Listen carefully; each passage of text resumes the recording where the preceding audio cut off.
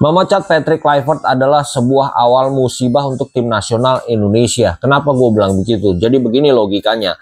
Ketika Patrick bulan ini dipecat, otomatis kesananya dia akan menganggur. Setelah dia menganggur dari bulan Oktober ini, nanti kira-kira misalnya bulan Desember Pak Ketum kita buka lowongan untuk menjadi tim nasional dengan syarat bisa datang interview ketika hari Natal, Patrick datang lagi tuh karena dia nganggur.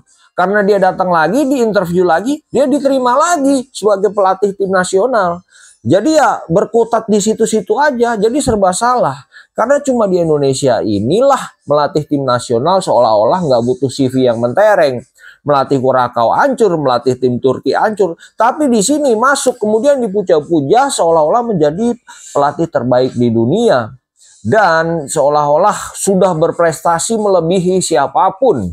Ya kayaknya memang Indonesia ditakdirkan untuk satu dan menyatu dengan Patrick Kluivert seumur hidup mungkin ya. Jadi nggak bisa. Ya halo warga sepak bola yang gampang diadu domba. Gue adalah bukan pandit terkenal tapi gue yakin opini gue masuk akal. Ini terkait dengan hasil pertandingan terakhir semalam di round 4. Indonesia ketika kalah 1-0 dari Irak. Dan dipastikan tim nasional kita Indonesia gagal lanjut ke Piala Dunia. Nah ini yang selama ini kita takutkan. Iya banyaklah perjalanan dari awal sampai hari ini. Banyak yang dikorbankan. Ya nggak usah pemain. Kita aja supporter banyak banget berkorban. Berkorban waktu, begadang sehingga kita kerja ngantuk dan lain sebagainya. Tapi faktanya ya seperti ini harus kita terima. Kesel, marah, iya jelas. Marahnya sama siapa? Ya ke pelatih, ke ketua umum, ke Pak Arya Sinulinga, ke pundit-pundit nggak jelas. Ya nggak apa-apa, ungkapin aja kekecewaan itu ya. Bagaimana permainannya semalam? Permainannya Indonesia lumayan oke. Kalau waktu lawan Arab kemarin, kita mainnya jelek, wasitnya bagus. Kalau kali ini kita mainnya bagus, wasitnya yang jelek. Ketika line up dikeluarkan, saya pribadi cukup kaget ketika Justin Hubner dicoret. Ya mungkin ini terkait tentang kelakuan Justin kemarin yang unggah story dan itu dianggap ya nggak etis, mungkin akhirnya diberikan sanksi untuk nggak dimasukkan ke DSP. Ya mungkin begitu ya. Tapi agak sedikit tenang ketika Verdonk main, ketika Tom Haye juga main dari awal. Agak unik Patrick Kluivert memilih Mauro Silstra sebagai starter dibanding dengan Ole Romeni dan memilih Eliano untuk menjadi sayap kanan dibanding si Jonathan. Pada prakteknya Indonesia semalam pakai 4-4-2 justru. Kadang berubah menjadi 3 back, kadang berubah menjadi 2 center back. Sangat menarik, di awal kita menguasai pertandingan, bermain cepat, tapi beberapa peluang Indonesia juga nggak bisa dikonversi jadi gol, terutama peluang pertama dari Mauro Silstra. Kalau Indonesia bermain seperti semalam ketika lawan Arab, gue yakin Indonesia bisa menang. Bahkan Irak pun bermain jauh lebih baik daripada ketika Arab bermain.